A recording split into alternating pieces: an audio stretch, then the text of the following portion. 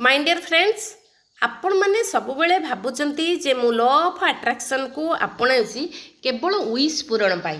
मोर wish पूरण हवा दरकार, मोर अर्थ आसवा दरकार, मोर धन संपत्ति आसवा दरकार।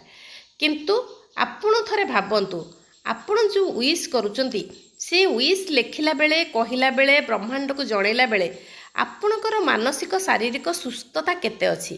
तेणु प्रथमे आपण विश करंतु आपण शारीरिक भाव में किभली सुस्थता रहिबे।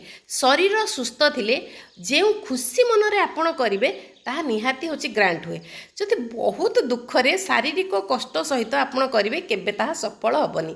तेणु शारीरिक सुस्थता पाई आपण निहाती भाव में आपणक शरीर को ग्राटिट्यूड करिवे।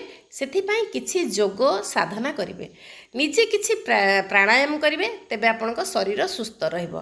तेबे शरीर रूपक धन को आपण प्रथमे सजाड़तु, तापर ऑटोमेटिक अन्य धन गुड़िक आपे आपे आसीबो।